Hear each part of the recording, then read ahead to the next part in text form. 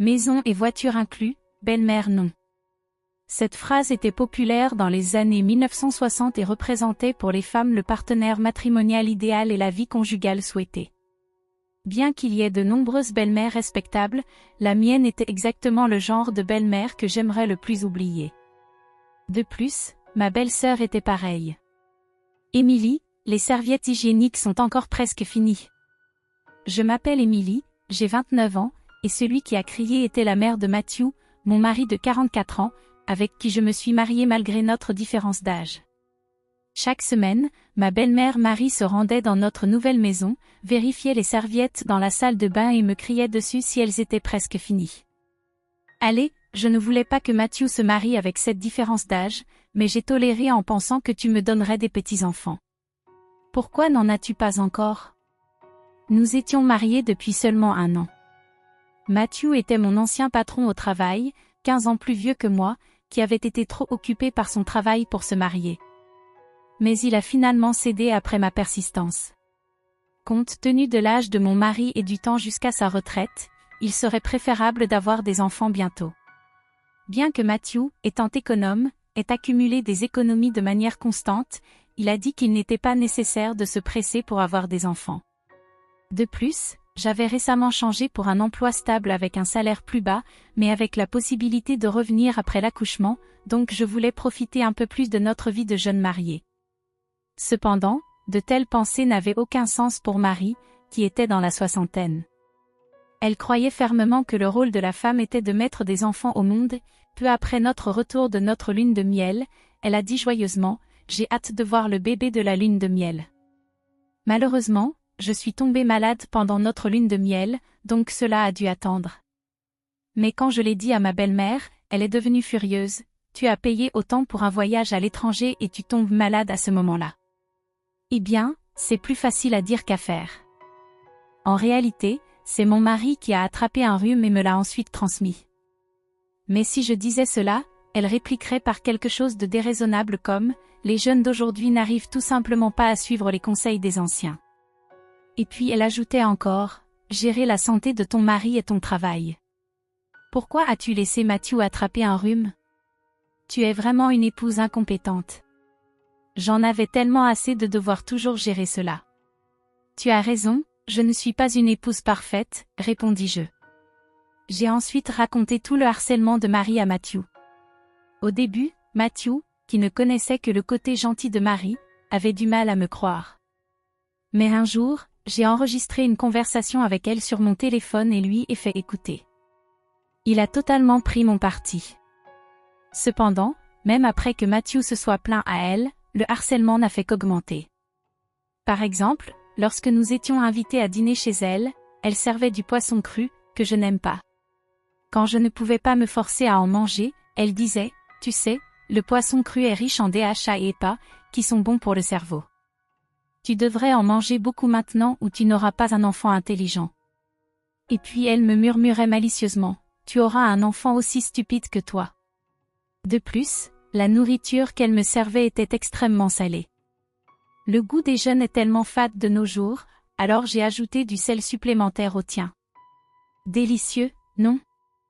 Lorsque je buvais de l'eau désespérément à cause du sel, elle me réprimandait en disant « Non, non, boire trop d'eau dilue les acides de l'estomac et gêne la digestion. » Pendant ce temps, mon mari, tout souriant, disait « Merci, maman, c'est très gentil de ta part de prendre soin d'Émilie. » J'adore sa gentillesse et son attention, mais il semble qu'il lui manque un peu de capacité à douter des autres, surtout lorsqu'il s'agit de sa mère. Il ne considère probablement même pas l'idée de douter d'elle. Ensuite, il y a eu l'incident suivant, environ 2 ans après notre mariage, lorsque le salaire de Matthew a commencé à diminuer à cause de la récession. Ses bonus ont été réduits. Elle l'a réconforté en disant « Il n'y a rien à faire, toutes les industries traversent des difficultés en ce moment. Matthew, tu fais de ton mieux. » Mais ensuite, elle m'a jeté un regard fulgurant et a dit « C'est pourquoi je t'avais dit d'avoir des enfants tôt. Élever des enfants coûte de l'argent. Que comptes-tu faire? Tu es vraiment une épouse mal préparée. » À ce moment-là, je ne pus m'empêcher de répliquer « Non, ça va. J'ai mes propres économies, tout en lançant un regard en biais vers elle en réponse. Après cela, Marie et moi avons eu de nombreux affrontements qui ont failli dégénérer, mais je me suis toujours contenue et évité de le dire à mon mari. Je ne voulais pas le mettre dans une position difficile en me disputant devant lui. Matthew me demandait souvent si je m'entendais bien avec Marie, mais je l'évitais et, au lieu de cela, réfléchissais à mes propres moyens de riposter. L'opportunité pour cette bataille est arrivée plus tôt que je ne l'espérais. Comme d'habitude, Marie a envahi notre maison, se souvenant que j'avais mentionné avoir des économies, à commencer par « Tu as dit que tu avais beaucoup économisé » et a ensuite exigé « Ce qui est à toi est à ton mari, et ce qui est à ton mari est aussi à ses parents. Dis-moi combien tu as économisé. » Pourquoi devrais-je? Je viens de te le dire et que ferais-tu de cette information? Elle a été momentanément surprise par ma réponse et a ensuite dit « Tu ne sais pas gérer l'argent correctement, n'est-ce pas? C'est assez impoli, tu sais. » J'ai 30 ans, répondis-je. Pour moi, tu n'es qu'une sotte inexperte dans la vie. C'est pourquoi je te dis que je vais le gérer pour toi. Je vais bien, merci. Mes économies sont à moi, pas à toi ou à mon mari. Je n'ai pas besoin que quelqu'un d'autre les gère pour moi. Lorsque je répondis fermement, elle cria en retour, « Qui crois-tu être pour me parler ainsi? Si cela continue, je vais m'assurer que tu divorces. » Divorce? Elle croit vraiment avoir ce pouvoir? Et qui crois-tu être? Tu penses vraiment pouvoir me dire ces choses, répondis-je en m'éloignant d'elle. Le lendemain, elle m'a appelé avec un ton triomphant, Emily, tu te souviens de ce que je t'ai dit hier, n'est-ce pas? À propos du divorce? J'ai accordé ton divorce. J'ai demandé une médiation de divorce pour toi. Ce n'est pas que je ne m'attendais pas à quelque chose comme ça et que je n'avais pas déjà fait des recherches à ce sujet. Tandis qu'elle m'informait avec fierté, je répondis, tu ne peux pas simplement dissoudre le mariage de quelqu'un d'autre. Si tu as falsifié nos signatures et soumis les papiers, c'est un crime appelé falsification de documents officiels. En entendant cela, sa voix a commencé à trembler, un crime? Oui, techniquement, c'est passible de 5 ans de prison, dis-je, décidant de l'effrayer un peu, bien qu'en réalité ces infractions entraînent généralement une amende. Je ne lui ai pas dit. Oh non, je l'ai déjà envoyé. Il s'avère qu'elle avait effectivement falsifié nos signatures et soumis les papiers pour la médiation de divorce. Je comprends. Je vais signaler cela à la police alors, dis-je. Attends, s'il te plaît, ne fais pas appel à la police. C'était juste une blague, une petite plaisanterie. Fais quelque chose, s'il te plaît, supplia-t-elle. C'est une infraction légale avec des pénalités établies, lui dis-je. En entendant cela, Marie s'effondra finalement en larmes. Tu es à l'aise avec le fait d'avoir un criminel dans la famille? C'était juste une petite blague, s'il te plaît, fais quelque chose. Elle devait être vraiment effrayée. À contre-séance, je lui demandai comment elle avait envoyé le document. Elle avait utilisé un service qui laisse une preuve de livraison, pas le courrier ordinaire. Comme elle avait posté après 19 h la veille, je lui dis de contacter immédiatement le service postal avec le numéro de suivi, car il pourrait y avoir une chance d'arrêter l'envoi. Suivant mon conseil, elle appela immédiatement le service postal. Plus tard, j'appris que, heureusement, le document avait été récupéré. Sur le champ, je courus au tribunal local et remplis un formulaire de non-acceptation de la médiation de divorce. Cela invaliderait tous les papiers qu'elle avait falsifiés. Écoute Marie, si jamais tu fais quelque chose comme ça à nouveau, je raconterai tout à Matthew, l'avertis-je, en m'assurant qu'elle promette de ne plus jamais faire ça. J'aurais pu le signaler à la police, mais j'hésitais à créer des problèmes légaux pour la mère de mon mari. Cette menace sembla fonctionner, car elle se comporta bien pendant un certain temps. Cependant, un ennemi reste un ennemi même lorsqu'il est acculé. Elle recruta Lily, la sœur de Matthew, qui était rentrée chez elle après un récent divorce. Lily, qui était des années plus jeune que Matthew, avait été expulsée de son domicile conjugal en raison de diverses infidélités.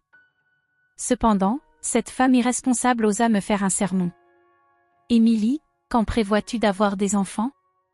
Je ne sais pas comment tu peux supporter d'être l'épouse de Matthew sans eux, dit-elle. Je ne voulais vraiment pas entendre cela de quelqu'un qui avait eu 3 enfants avec ses partenaires extra-conjugaux. Marie et Lily s'étaient unies pour m'appeler épouse inutile et femme stérile. Alors je dis, eh bien, Matthew a déjà 44 ans. J'ai lu une étude qui affirme que la fertilité des hommes diminue après 35 ans. Même si je divorçais de Matthew et qu'il se mariait à nouveau, les chances d'avoir des enfants seraient faibles, non? Choquée, elles me fixèrent simplement tandis que je continuais, et tu penses vraiment que Matthew trouverait une nouvelle femme dans une maison où une belle-mère de 70 ans et une belle-sœur dans la quarantaine harcèlent l'épouse? Je doute que quiconque se marierait volontairement dans une telle situation. Nous ne te harcelons pas, dirent-elles. Tu ne vois pas ça? Peut-être devrais-je envisager de divorcer de Matthew comme test, dis-je en plaisantant, et leurs expressions devinrent pâles. Si tu fais ça, nous exigerons une pension alimentaire et une part des biens. Tu as dit que tu as beaucoup d'économies, n'est-ce pas, Emily? Oui, environ 50 000 $, répondis-je. Alors je vais prendre la moitié de cela, dit la vieille. Je ne te donnerai pas ça, répondis-je. Et elles continuèrent, la division des biens signifie tout partager par moitié, tu ne sais même pas ça, Lily fit une grimace et je lui répondis par un sourire. Je suis au courant, mais la division des biens ne s'applique qu'aux biens acquis pendant le mariage. Ces 50 000 $, je les ai économisés avant de me marier, donc ils ne sont pas sujets à division. Et pourquoi penses-tu avoir droit à une partie de ça, de toute façon? Elles restèrent sans mots à ce moment-là. Ah, et au fait, s'occuper de toi Marie n'a rien à voir avec moi. S'occuper des parents est le travail de l'épouse? En aucun cas la loi n'établit que les parents biologiques sont responsables des soins, donc je n'ai pas à le faire. C'est ridicule, dit Lily. J'ai 3 enfants. Que tu aies des enfants ou non, tu ne peux pas échapper à tes responsabilités en tant que parent biologique, leur dis-je en souriant, choqué et les yeux écarquillés. Plus tard, je racontai tout à Matthew. Il fut furieux et décida unilatéralement de placer Marie dans une maison de retraite avec les économies de Matthew au fil des années et la pension de Marie. Il semble qu'il pouvait couvrir les frais initiaux et les coûts mensuels pour la maison de retraite. Cependant, la maison se trouve à plus de 3 heures en voiture, donc nous ne la visitons presque pas. Étant donné sa nature désagréable, elle semble être isolée même dans la maison de retraite. La maison familiale est en très mauvais état et maintenant Lily et ses 3 enfants y vivent, mais elle se détériore encore plus à chaque tempête, avec plus de 10 fuites.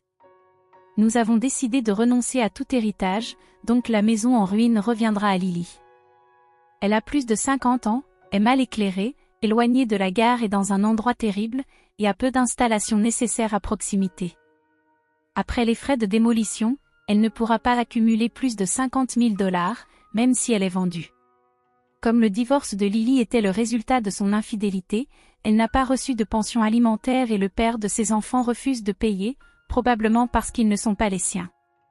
Son avenir semble incertain parce qu'elle a gaspillé ses biens et a reçu peu lors de la division des biens. Bonne chance à elle.